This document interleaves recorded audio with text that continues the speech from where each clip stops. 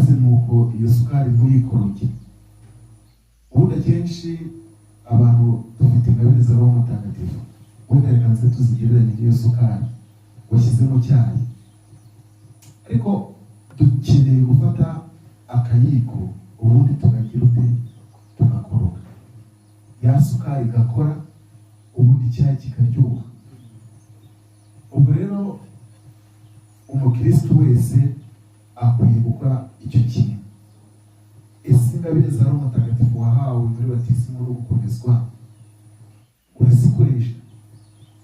Ese urashaka kuva ku rwego rumwe ukajya ku rundi? Ese intumbero yawe ubundi ni iyihe?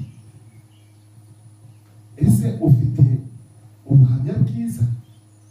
Kugira ngo ibyo byose ubigereho ni ukwicara ubundi ukongera ugafata umwanzuro mu bundi bushya.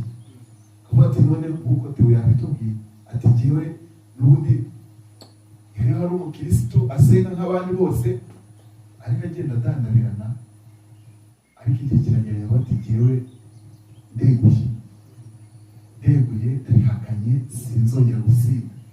Byamugiriye umumaro nuko wenda tudafite umwanya uhagije, yakubwira ukuntu byamwubatse bikanamwubakira, kandi akaba ari umugabo ufatika ufite n'icyerekezo. Ubwo rero ni icyo ngicyo. Ubwo yafashe kakayiko nyine arakoroga, ubu ngubu araryoshye. Ubwe ariryoheye, aryoheye umuryango, aryoheye kiliziya, aryoheye n'igihugu. Ni ibyo ngibyo. Murakoze ndabashimira. Murakoze. Ubwo twasaba abantu bose, abakarismatike bose, mufate mukoroge. Ntibibe ibyo kwitwa umukarismatike gusa, ahubwo mubishyire mu bikorwa kandi muryoherwe nabyo. Birushaho kubanogera kandi birushaho no kubafasha. Ijambo ry'Imana dusorejeho atubwiye ko dusomeye isomo ryo mu migani rivuga ngo ibikorwa byawe biragize Uhoraho maze imigambi yawe izatungana.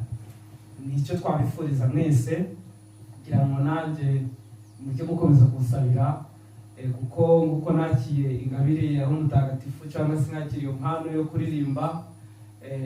Hari byinshi, hari ubutumwa bwinshi. Navuze ko mfite indirimbo 200, ariko ngira ngo indirimbo ziri kuri YouTube nazo inyinshi zitarabona amashusho agaragara, ntabwo zirenze 12. Urumva ko hari igihe nicara mu kayi ndeba za ndirimbo, ngumva hari ikintu gikomeye ntari nakora, ngumva imbaraga zisunikira gukora, ariko ubushobozi bukaba buke. Ni ukudusabira kugira ngo ubwo butumwa uko abandi babona imbaraga zo kwamamaza ibindi bitandukanye,